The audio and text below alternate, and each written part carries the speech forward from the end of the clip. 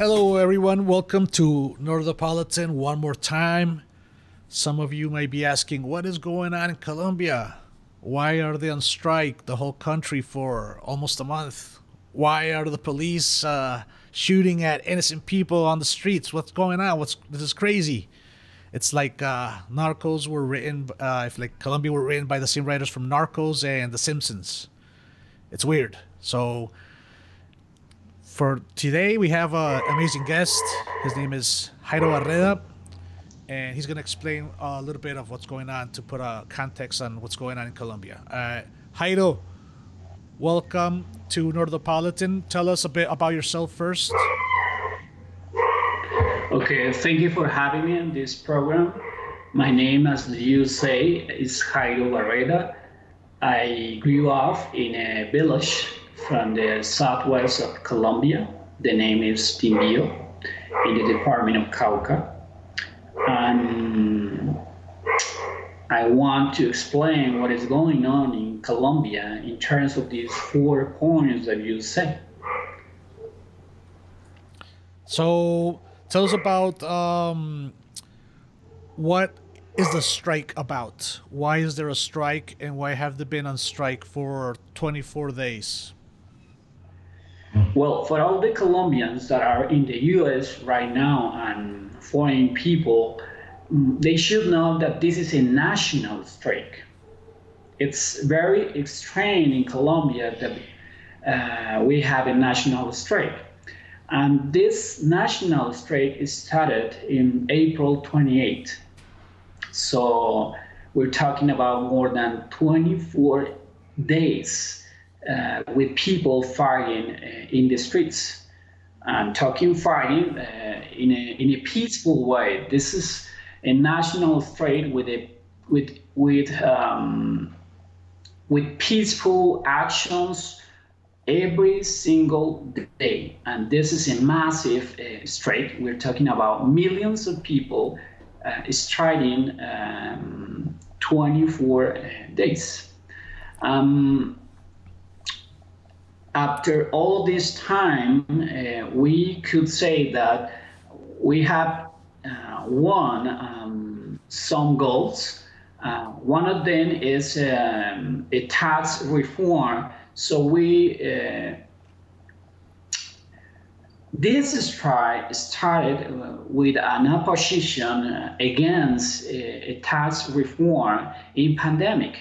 Could you imagine people living in poverty situations and with a government that wanted to implement a tax reform, and not whatever tax reform, a very anti-democratic tax reform. It was absurd. So an absurd tax reform. Right? So we, the fighters, our first goal was to laugh, to detain, to stop the tax reform. Also, we stopped a health public reform. So health public in Colombia is financed by the government, but the implementation of the health public is by private sectors. So with this new reform, private sectors could gain more like conditions for great business, but the people couldn't access to a better health public services. Also, another goal was to stop an sport event, Copa America. So could you imagine? This is a country with a national trade, so the president wanted to celebrate a Copa America. This is a soccer event the main soccer event in Latin America. So we demanded to stop this event, and we did it. Also, yesterday, Colombia, the Constitutional Court of Colombia approved 16, how do you say, 16 congressmen and women to represent victims in the Congress.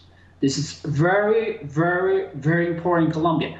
Never in the history of the country we have obtained this representation for victims. We're talking about more than 8 million victims from the national conflict in Colombia, which started more than 60 years ago. So these are the goals from the national strike that started 24 days ago in Colombia. And not to mention that you also had some corrupt politicians quit their jobs, like Minister Carrasquilla, who was involved with some corrupt deals with water or something like that, if you can explain. And why is his quitting his job such a good thing? Carrasquilla. Well, we have a national political people who don't know about the living conditions of poor people. Carrasquilla is a very good example of how a person who is studying Colombia in a private university and then around the world decided to implement a tax reform in a pandemic period. So this is not the first time that this person has fiscal responsibilities in Colombia. So, for example, in terms of water, he had business of this administration of water in Colombia, and he obtained the approbation by the Congress of certain laws which made benefits to his business. So it's not only Carrasquilla, but also the financial sector, especially, for example, Luis Carlos Sarmiento Angulo, Carlos Ardila Lule, the family, the Santo Domingo family. So they are the winners of the pandemic period because the Colombian government in 2019 approved by the Congress exemptions in terms of taxes. So, and these exemptions were for billions of dollars, no millions, billions. So, of course, the country right now could operate with enough financial resources because the billions that the government approved by the financial sector. So Carrasquilla decided to present a tax reform. Of course, poor people generated like a social explosion in the streets, not only for the tax reform, there are another problems in Colombia that have been accumulated from since the beginning of the Colombian Republican. So it sounds like the politicians and the business elites of Colombia are kind of out of touch with the needs of the Colombian people. And some of them are actually asking to, part of the strategy of protesting is to block the traffic, so business doesn't function as it usually does, but it has been effective against the government, and they have backed down from their strategies of just pushing right-wing agendas on the poverty and impoverished Colombians. So your question is about No, I was just about the doing I was doing like a summary, but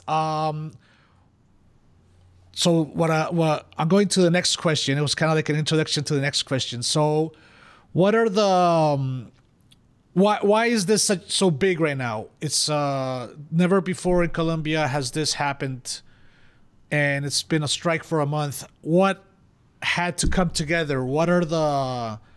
How did the people unite to fight against this right-wing government now and not before? How did the people come together? Right. Since the beginning of the Colombian Republic, this is the first time that we have a national strike that articulate popular strategies, right? Four popular strategies, and the main actor who wanted to articulate these strategies are young people. So I would like to explain this. When I say four popular strategies, I'm talking about a peasant indigenous strategy. Second, an indigenous strategy that is only with indigenous people. Third, rural colonizers. And four, African Colombians. So the first peasant indigenous strategy is particularly the people who always have demanded a rural reform in Colombia, a rural land reform. So, as you know, in 2018, we got it an agreement, a peace agreement, and one of the points of this peace agreement was the integral rural land reform. So the government have the responsibility to implement this point, but the Colombian government didn't implement it.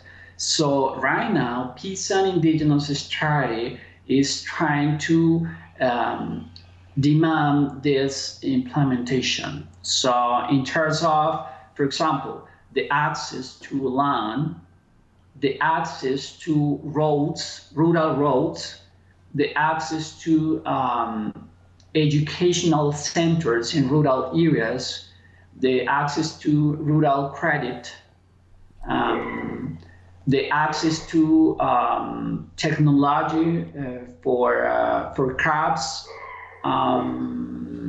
They are demanding health public centers in rural areas. Colombia is a rural country, even though in the last decades more people live in big cities.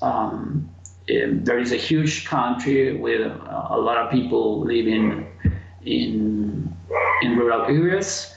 This is the first strategy. The second strategy, the indigenous strategy. So especially CRIC, it means Regional Counselor for Indigenous People of Cauca. This organization and other indigenous organizations are demanding protection for indigenous leaders, because in the last years we have been expecting every single day the killing of indigenous leaders. When you kill an indigenous leader, it's like killing a minister, a government minister. So an indigenous leader is very important for this strategy. And also they're demanding another agreements that the Colombian government signed more years ago, some years ago, and the government didn't implement it. The third strategy, the third popular strategy is rural colonization strategy. Usually people don't talk about it because even Colombians don't know about it. But these are the people who some years ago colonized rural areas in Colombia, like areas with forest land from the Pacific coast, from the east of Colombia, called Llanos Orientales. And they are demanding to stop the implementation of glyphosate from lands of coca. So peasants grow coca in Colombia not because they want to be a trafficker of drugs, no, because they have they're poor, they have necessities. And in these areas, if you don't have government, you have to looking for a way to survive. And the way to survive in these areas are growing coca. So the Colombian government, with the resources of the United States, so every citizens of the United States are financing this product called glyphosate, which some aircrafts, how do you say? Spray. They're spraying the spray fields. over different communities, which they found coca lands. It makes like not only producing environmental impact, it produces a health public impact. So people with cancer related to glyphosate, people with illness, respiratory illness, Yep. stomachache illness, well, and also abortions produced by the glyphosate. So the government doesn't present a proposal for rural colonizers, just glyphosate, you know. And the last popular strategy is the African Colombian strategy. This is very important because they are the 20% of the population of Colombia. This is a lot of people. This population always have lived with the highest levels of inequality in Colombia. It's very similar with the situation of African Americans in the US. They have less access to public education, health, public services, to land. Many African Colombian leaders have been killed as well, where the killing of these leaders is associated with army groups financed by the Colombian government. So as well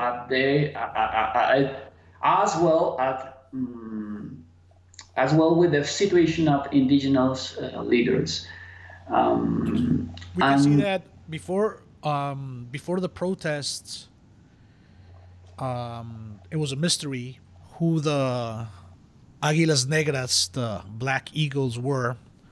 But I think with the protests, it became evident that they are police and private security dressed as civilians taking out the social leaders, because that's what we're seeing with the protesters, with the unarmed protesters that are being slaughtered and massacred in the streets, in the cities. Before, it used to happen in the fields in the country, and there weren't enough cell phones to record this. But with the strike, it became evident, and I think that's also another point of why the strike keeps going on, because now everybody has their blindfold taken away, their eyes are uncovered towards the use of brute force, of police brutality, and excessive drive to assassinate poor people. So I think that's one of the reasons. And how did the young people use the four strategies that you mentioned? Because young people now in Colombia are the ones that are in the front line fighting for their rights. Okay, the police repression and the paramilitarism in Colombia is not something new. These have a long history. Since the 50 decade in Colombia, we have a conservative police and army groups with contact with the conservative police. The conservative police in the 50s in Colombia were well known as chulavitas, and the army groups with connection with the conservative police were pájaros like birds. So since the 50s until now, this method of repression to the people has been implemented. It's the same method. It's always the same. So right now, when you say Águilas Negras is a paramilitary group, right? With connection with the conservative police in Colombia.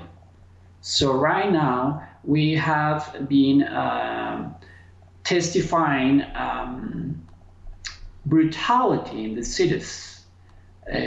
Conservative police killing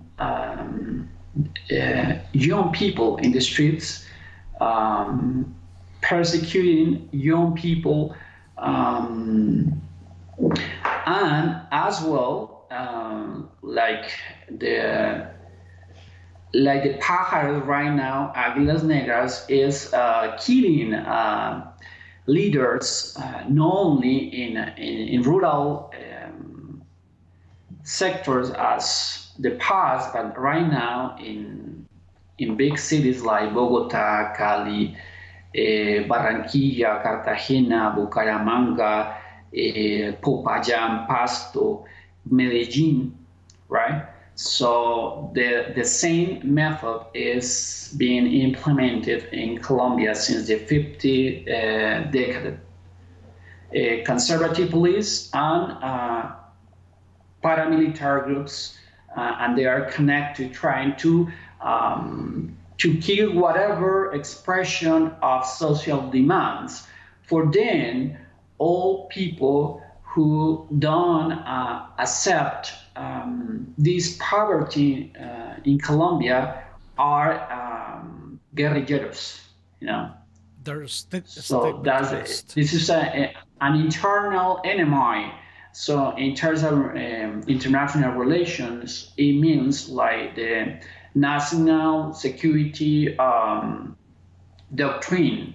So one characteristic of the national security doctrine is creating an internal enemy. So the internal enemy right now is young people in Colombia.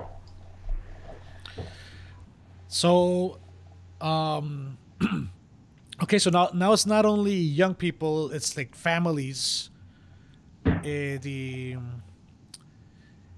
the that are protesting in the street. Their families, like now, there are also mothers in the front line.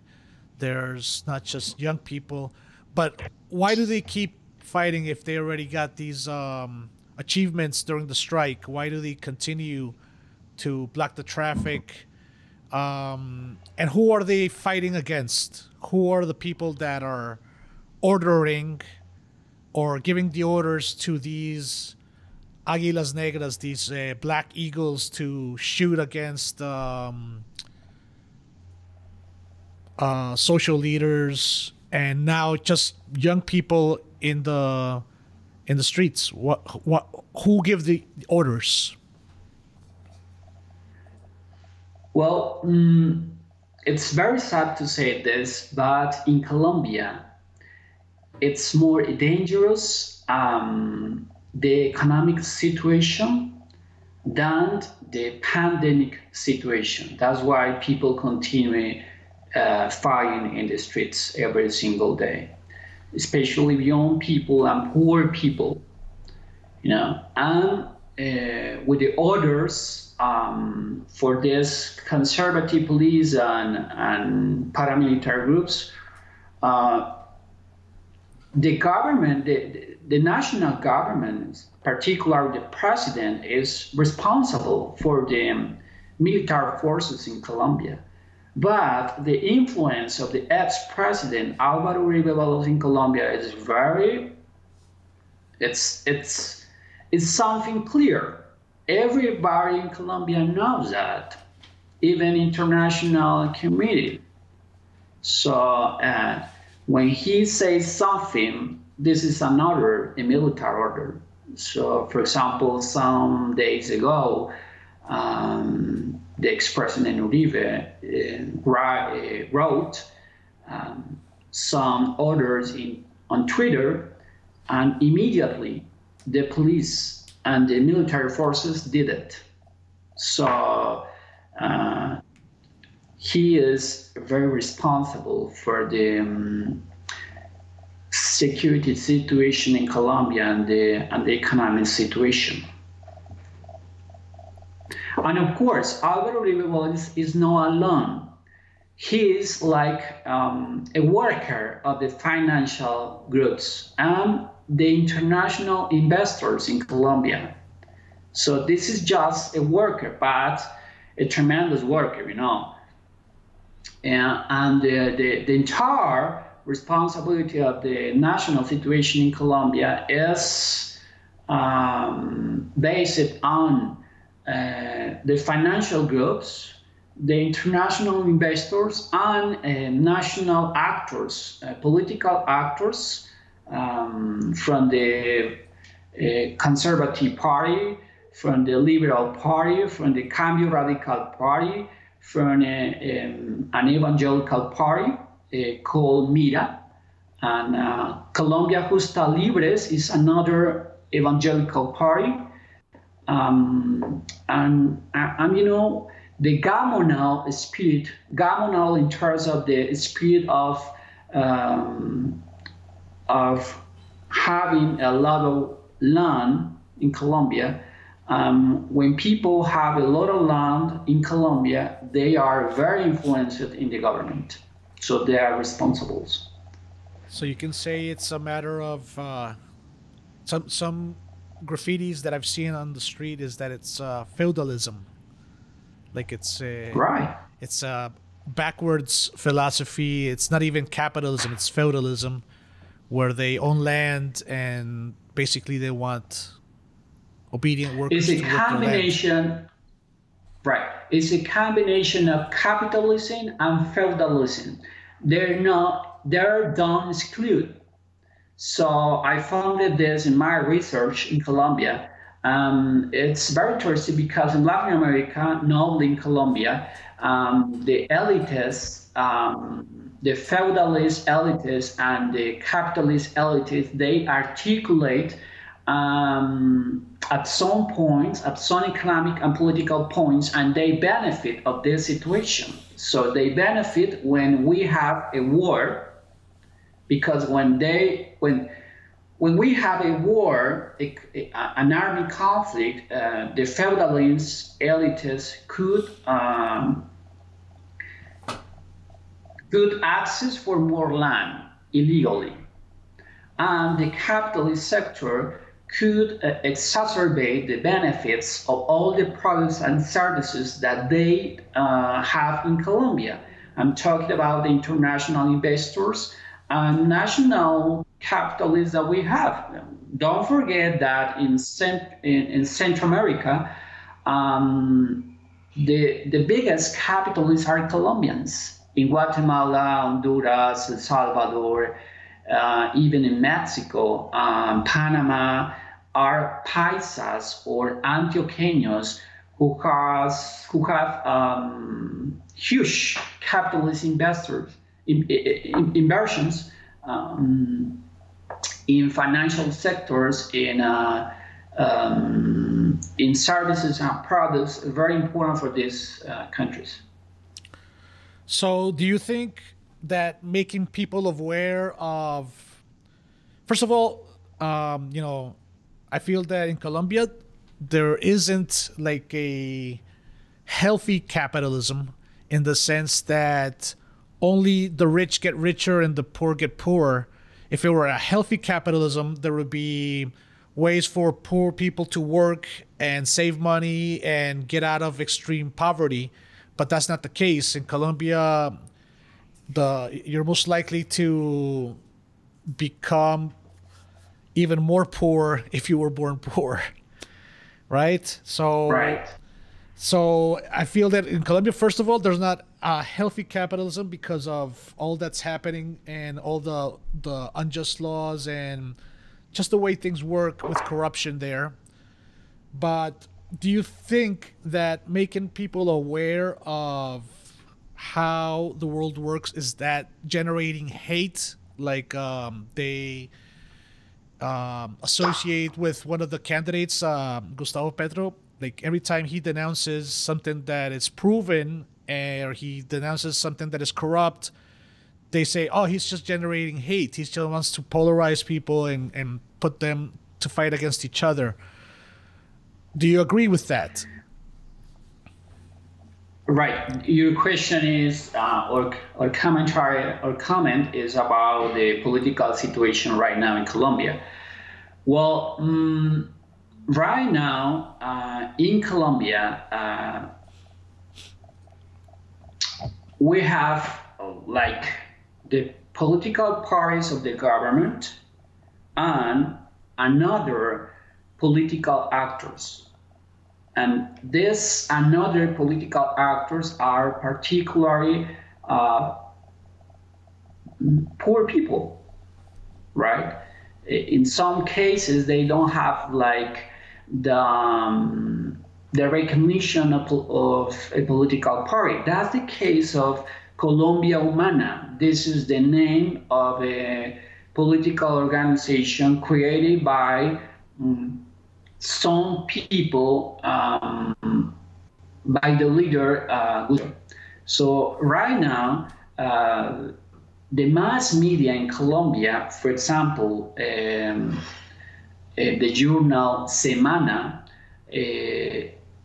say that the social situation in Colombia related to the national strike, so the social explosion, is provocated by Gustavo Petro and Colombia Humana. That's false, because never in Colombia knew that this situation could happen at these levels. This social explosion, it was like something that impressed to whatever people. Colombia Humana couldn't control all the situation in Colombia. Just they are part of the political actors who are demanding, of course, social demands, long social demands, but they are not the leaders of this power. And I can prove that if you think that in every capital of Colombia, this doesn't come to a different series, there are some assemblies, a popular assembly. So people, whatever people, could go there and express what is the people want to change in Colombia. So these popular assemblies are not assemblies of Colombia Humana. These are Colombian assemblies, popular Colombian assemblies. So what you're saying is that basically what the Semana magazine is saying is just bullshit. they're just lying because Well, they're trying to incriminate just one person, trying to make him non-electable. But in the meantime, people have kind of like woken up and trying to organize and trying to make their voices heard. And it doesn't necessarily have to be with just one person telling them what to do. Semana magazine used to say a liberal magazine, right? But now it's a faces magazine. For example, and the young people and another people who used to read this magazine, they don't want it now, and the situation is it's very curious because the magazine is trying to distribute the magazine almost by free. The people don't want. They don't want to receive it. They don't want to read it. They know that this is a magazine financed by national and international investors who benefit for stopping the social change in Colombia. Okay, interesting. So to finish off our interview, one of the reasons we did this interview in English, since we both speak Spanish, but the reason we did it in English is so people from outside Colombia can help us bring the message of the social injustice and the human rights violations that are going on currently. What would you like the international community or international reporters, the international press, if any of them get to see this interview, what would you like to ask them to do? As a Colombian citizen, I would like that the Congress of the United States listen to this interview, contribute to stop the military cooperation to Colombia, because this cooperation, financed by the taxes of the U.S. people, is implemented killing young people every single day in Colombia. Leaders of indigenous organization, peasant organization, colonizers organizations, African Colombians organizations. So if we stop this military cooperation, I think that we could go to a national agreement who could face this social explosion in my country. Also, for all the Colombians in the U.S., I invite you to open your eyes and see what is going on in our country.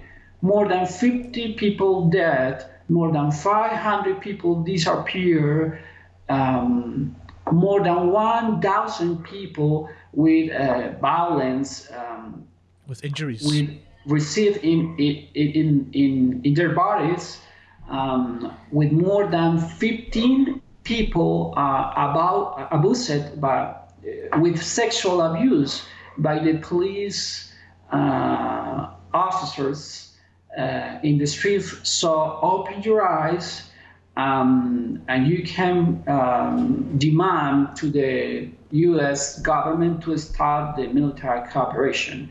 That's the main point of this interview as a Colombian citizen. Okay, thank you, Jairo, for this conversation. I think it will get to some people. I hope so. I hope people in Colombia stay strong. And would you like to say anything else before we say bye? No, thank you for having me, for the interest of this program on the situation in Colombia. And I think that this national strike could prolong for more days. So we have to contribute to make